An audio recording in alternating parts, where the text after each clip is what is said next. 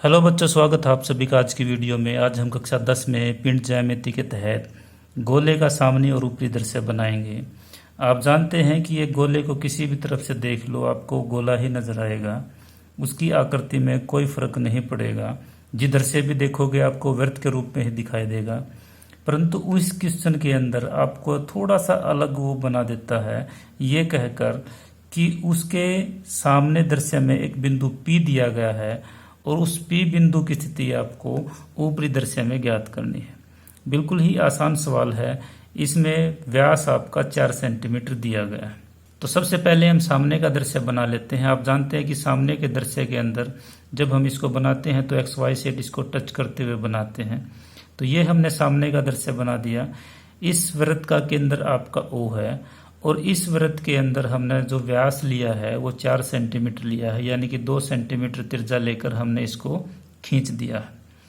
इसके बाद इसके अंदर कहीं भी हम एक बिंदु लेंगे P, वो आप यहाँ भी ले सकते हो या यहाँ भी ले सकते हो। जहां भी आप P बिंदु लेंगे उस P बिंदु की जगह ऊपरी दृश्य में कहाँ होगी वो हमने ढूंढना है।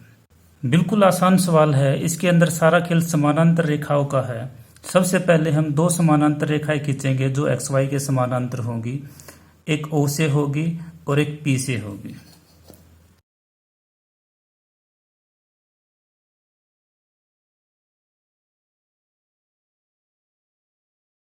ये दोनों समानांतर रेखाएं खींचने के बाद आपके पास 4 बिंदु और आएंगे।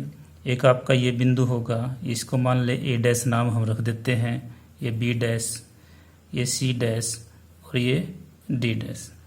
इन चारों ही बिंदुओं से फिर आपको लंबवत रेखाएं खींचनी है 4 नीचे। एक यहां से होगी, एक यहां से, एक यहां से और एक यहां से।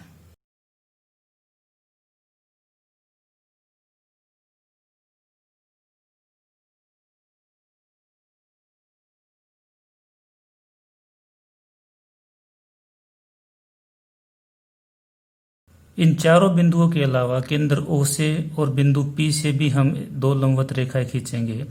ये हमने 6 लंबवत रेखाएं खींची हैं जो एक्स वाई के साथ लंबवत है, और ये 6 की 6 रेखाएं आपस में समानांतर भी होनी चाहिए। अब इसके बाद जो हमारे केंद्र से रेखा आई है इसके ऊपर कहीं भी हम प्रकार रखेंगे और 2 सेंटीमीटर खोलते हुए, क्योंकि व्यास हमारा 4 सेंटीमीटर है तो त्रिज्या 2 सेंटीमीटर होगी। 2 सेंटीमीटर खोलते हुए हम एक वृत्त खींचेंगे और उस वृत्त का ध्यान ये रखना है कि वो एक्स वाई को स्पर्श ना करे, क्योंकि जब भी हम ऊपरी दृश्य बनाते हैं तो वो एक्स वाई से कुछ दूरी पर होता है।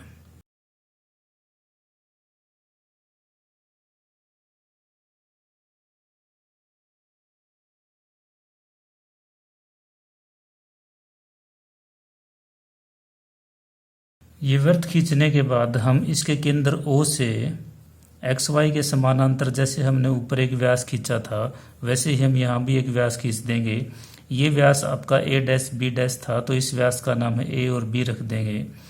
जिस प्रकार से C बिंदु से ये यहाँ पर इस व्यास को यहाँ काटती है उसी प्रकार से यहाँ पर काट गई, और ये जो D डैश था ये आपका व्यास को यहाँ काटती है तो ये यहाँ पर काट गई। अगर हम यहाँ केंद्र O से इस बिंदु से और इस बिंदु पर प्रकार रखकर जब हम एक वृत्त खींचेंगे तो वो वृत्त आपको इस रेखा को जहां काटेगा वो आपका P डैश बिंदु आ जाएगा, यानी कि P की पोजीशन आपकी ऊपरी दृश्य के अंदर आ जाएगी।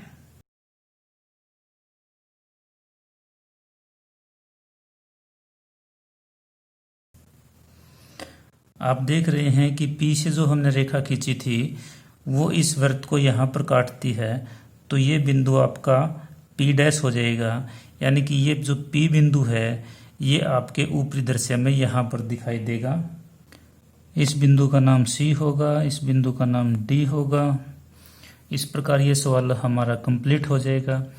कई बार ये क्वेश्चन आपका उल्टा दे देता है, यानी कि वो ऐसे करेगा कि P बिंदु आपका सामने दृश्य में ना होकर ऊपरी दृश्य में दे देगा वो, और वह कहेगा कि P बिंदु आपका ऊपरी दृश्य में दिया गया है, उसको सामने दृश्य में दिखाओ। तो यही सवाल बिल्कुल उल्टा हो जाएगा।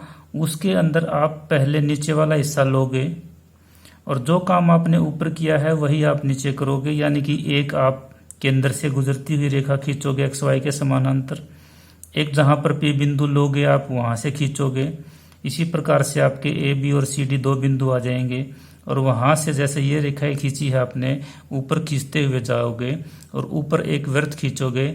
बस ध्यान ये देना है कि जहां पर हमने नीचे वृत्त खींचा था वो एक्स वाई से कुछ दूरी पर खींच लिया था हमने, परंतु ऊपर आप ऐसा नहीं करोगे, वो एक्स वाई से टच करता हुआ जाएगा। और इसी प्रकार से जो काम हमने नीचे किया है वही हम ऊपर कर देंगे और पी बिंदु की पोजीशन आपको ऊपर पता चल जाएगी। तो एक ही तरह से ये 2 सवाल हैं आपके। उम्मीद करता हूँ आपको समझ में आए होंगे। तो आज के लिए इतना ही, आगे फिर मिलेंगे किसी वीडियो में, तब तक के लिए धन्यवाद।